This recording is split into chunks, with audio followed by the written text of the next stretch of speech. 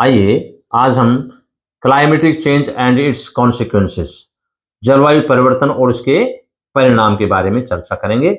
इसमें हम देखेंगे कि हमारा जलवायु परिवर्तन है वो कब से ज़्यादा परिवर्तित होने लगा। तो हम देखते हैं आज से ईसा से 10,000 वर्ष पूर्व की बात करते हैं, वहाँ तक कोई समस्या नहीं है।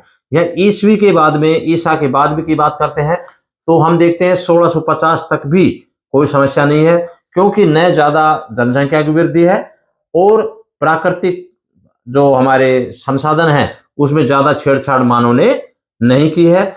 और आप देखेंगे कि ईसा से 10,000 वर्ष पूर्व तक संसार की कुल जनसंख्या ही 50 लाख थी। तो जहाँ जनसंख्या बहुत कम हो तो जमीन बहुत ज्यादा थी, किसी प्रकार की कोई समस्या नहीं थी, प्राकृतिक संसाधनों का विदोहन करने की कोई जरूरत नहीं थी। और 1650 तक भी सिर्फ पूरे वर्ल्ड में 50 करोड़ ही जनसंख्या थी और 1750 तक हमारी जनसंख्या 72 करोड़ ही थी।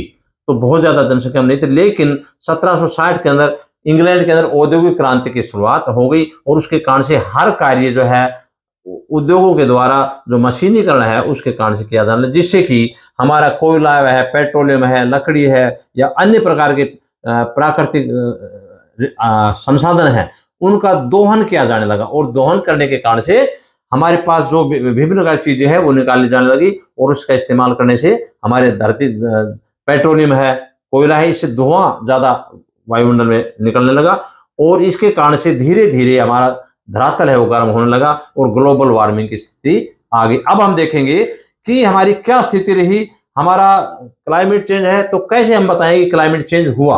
अब यहाँ पहले मैं स्टार्ट करता हूं एग्जांपल के आधार पर कि हम देखते हैं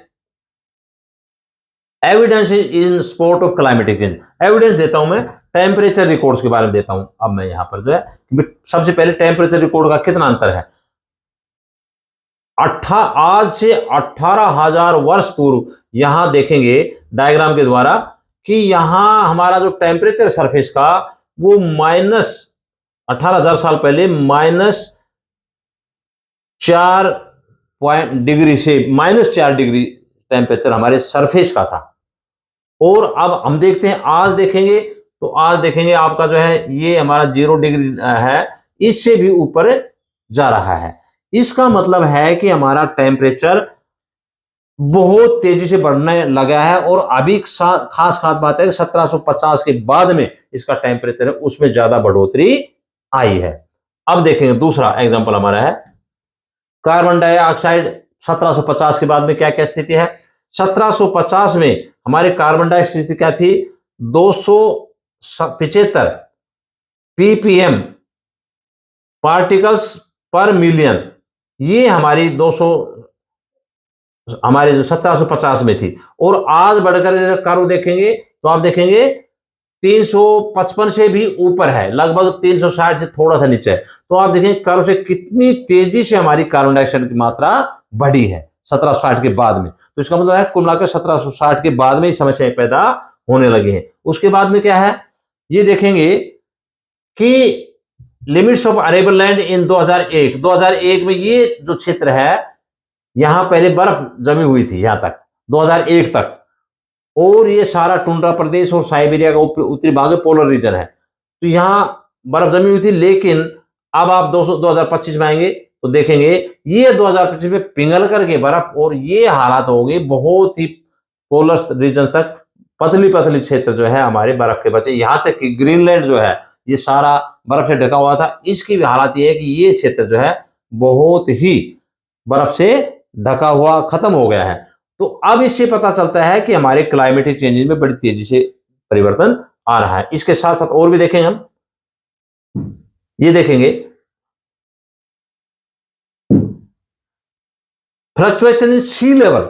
समुद्र तली में आप देखेंगे कितना फ्लक्चुएशन है।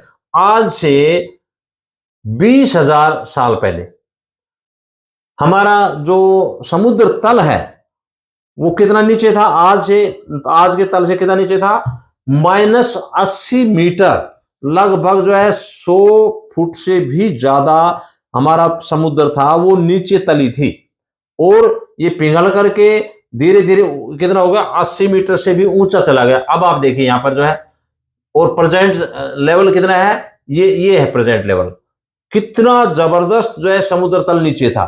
इसका मतलब स्पष्ट है कि रामायण काल के अंदर यहाँ श्रीलंका में जब हम यहाँ भगवान राम गए थे तो पुल बनाकर गए थे, क्योंकि समुद्र का तल बहुत ज्यादा गहरा नहीं था और इजीली थोड़ा थोड़ा पानी था और उसके अंदर से पुल बनाया गया और वहां से सेना, बंदर सेना गई थी। इसी प्रकार से आप देखते हैं आज जो है द्वारिका है, जो भगवान श्री कृष्ण की है, वो पानी में डूबी हुई है। इसका मतलब ये दसी नहीं, द्वारिका दसी नहीं, द्वारिका के अंदर ही हमारा जो समुद्र तल है उसका पानी आ गया कि द्वारिका के अंदर, द्वारिका उसमें समाई हुई दिखाई देती है। तो इनसे पता चलता है कि हमारे समुद्र तल जो है हमारा क्लाइमेटिक चेंजेस के कारण से स्थिति पाई गई है। अब हम देखते हैं कि ऐसा क्यों हुआ। ऐसा सारा सिस्टम मैंने बताया कि सारा पॉपुलेशन ग्रोथ के कारण से हुआ है। अब हम देखते हैं 1850 में जनसंख्या कितनी थी पूरे वर्ल्ड की? 100 करोड़ थी। और अब अकेले इंडिया की बात है तो अब अकेले इंडिया में 140 करोड़ से ज्यादा है। तो जहां वर्ल्ड की जनसंख्या थी आज जो है 2025 में 800 करोड़ है और 2050 में अनुमानित यूनेस्को स्टेटिस्टिकल ईयरबुक के अनुसार हमारी जो है 1000 करोड़ जनसंख्या होने का अनुमान है। तो यानी कि भाई जनसंख्या अगर बढ़ेगी तो जनसंख्या वृद्धि के कारण तो ये हो गए कि भाई साइंस और टेक्नोलॉजी का डेवलपमेंट हुआ तो हमें सुविधाएं मिली, हमारी मेडिकल फैसिलिटीज की हुआ, ट्रांसपोर्टेशन सिस्टम जो पैदल पैदल लोग जाते थे ट्रेन के अंदर जाने लगे। पूरे वर्ल्ड के अंदर, हमारे इंडिया के अंदर भी भाप का इंजन थे, हमने देखे खुद। और इस प्रकार से इंग्लैंड से जो क्रांति स्टार्ट हुई थी पूरे वर्ल्ड में धीरे धीरे फैकी। इसके कारण से हम कृषि का भी डेवलपमेंट हुआ है। कृषि के कारण से हमने क्या किया, ट्यूबवेल से अंडरग्राउंड वाटर निकालने लगे और हम 50 साल के अंदर पानी जो हमारा भूमिगत जल का सफिशिएंट था वो खत्म होने लगा। इसी प्रकार से मेडिकल फैसिलिटीज के कारण से नहीं होने, पहले 50 साल से पहले मेडिकल फैसिलिटी नहीं होती थी तो हमारे जन्म दर जो है, जन्म दर भी ज्यादा थी किंतु मृत्यु दर भी ज्यादा थी। इसलिए क्योंकि मेडिकल के कारण से बीमारियों का को कंट्रोल नहीं था। पहले चेचक, हैजा और ये भयंकर जो बीमारियां होती थी, टीबी वगैरह, जो कंट्रोल नहीं था, लेकिन आज उसके कारण से कंट्रोल कर दिया। तो जनसंख्या क्या होगी, जनसंख्या वृद्धि तेजी से होने लगी। क्यों? जो व्यक्ति मरते थे या छोटे बच्चे मरते थे तो उसके कारण से उनमें बचाव हुआ। इसी प्रकार से हमारा जीवन स्तर भी ऊंचा हुआ है, लाइफ एक्सपेक्टेंसी बढ़ी है क्योंकि फैसिलिटीज हमें मिली है, पीने के पानी की सुविधा हुई है, बिजली की सुविधा हुई है, औद्योगिकरण से रोजगार भी मिले हैं।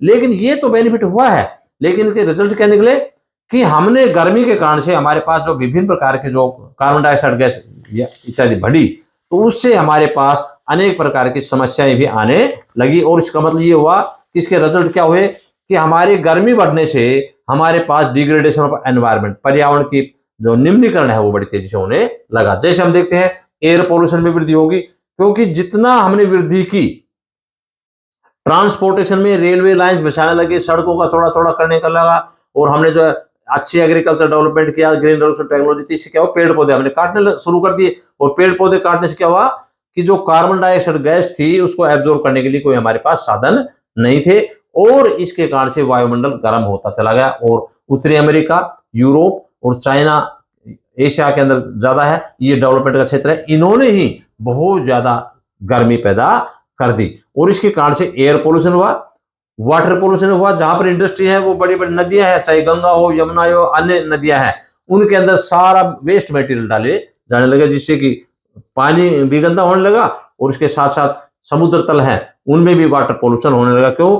तेल टैंक्स है वो जाते थे तो कहीं भी अगर तेल टैंक लीकेज हो गए तो वहां पर जो रहने वाली मछलियां हैं वो भी मर जाती थी। इसके कारण से हमारा लैंड पोल्यूशन होने लगा क्योंकि मिनरल्स निकालने लगे तो हमारे पास वेस्टेज मटेरियल है बहुत ज्यादा होने लगा और उसके कारण से हमारा भूमि, हम ज्यादा सिंचाई करते हैं नहरों से तो भूमि के अंदर जो है नीचे का लवण है वो पिघल करके वाटर लॉगिंग हो रही है और उसके कारण से जो पानी सूखता है तो पानी नमक जहाँ क्षेत्र ऊपर आ जाता है तो सारे क्षेत्र में नमक के नमक हो जाता है, हमारा लैंड पोल्यूशन हो गया है। इसी प्रकार से हम देखते हैं विभिन्न प्रकार की समस्याएं होने लगी। सी लेवल चेंजेस हो गया। हमने देखा कि सी लेवल चेंज होने से हमारे जो समुद्र तल के चारों ओर का क्षेत्र है किसी भी वर्ल्ड के अंदर उनमें पानी पानी फैलता जा रहा है और हमारे आइलैंड्स है वो भी पानी से डूबते जा रहे हैं। और ऐसा स्थिति है कि ट्रॉपिकल डिजीज, जो गर्मी की बीमारियां थी वो ठंडे क्षेत्रों की ओर बढ़ने लग रही है। आज हम देखते डेंगू जो गर्म क्षेत्र था वहां ठंडे इलाकों में फैलने लगा।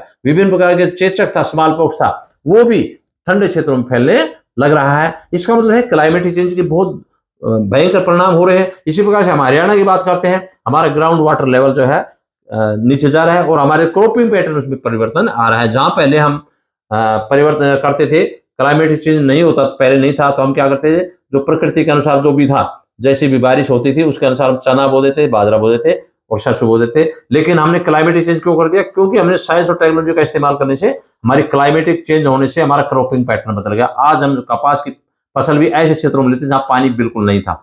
लेकिन हम एक तरफ जो है डेवलपमेंट की बात करते हैं, दूसरी तरफ डेवलपमेंट के साथ साथ क्या हो रहा है, हमारा डेवलपमेंट कारण से इरिगेशन फैसिलिटी तो बढ़ा ली हमने अंडरग्राउंड वाटर से, लेकिन नीचे का पानी चला गया। एक स्थिति ऐसी है पीने के लिए पानी भी नहीं मिलेगा। जहां नहरों से हम सप्लाई कर रहे हैं पानी की उत्तरी हरियाणा के अंदर, तो उसमें क्या होगा, वाटर लॉगिंग और तो वेस्ट लैंड हो रहा है। इस प्रकार से विभिन्न प्रकार की समस्याएं भी हमारे पास जो है क्लाइमेट चेंज होने लग रही हैं और इससे भविष्य के अंदर ओजोन लेयर है वो भी हमारी गर्मी के कारण से ऊपर जाएगी, तो ओजोन लेयर कटती जा रही है, अल्ट्रावायलेट रेज भी नीचे आ रही है और इस कारण से हमारा बर्फ है वो पिघलती जा रही है। एंटार्क्टिका का क्षेत्र है उसमें भी हमारा क्षेत्र धीरे धीरे, उसमें भी ये हालत हो गई है कि इतनी बर्फ पिघलती जा रही है कि ये संकेत भी दिखाई देने लगे। वहां पर जो एंटार्क्टिका जैसा निर्जन क्षेत्र मानते हैं, बर्फ ही बर्फ होती थी, उसमें भी वहां पर विभिन्न प्रकार के काई वगैरह या ग्रास के क्षेत्र बढ़ते जा रहे हैं, घास उगती जा रही है। इसका मतलब है कि क्लाइमेटिक चेंज से अनेक प्रकार की समस्याएं आती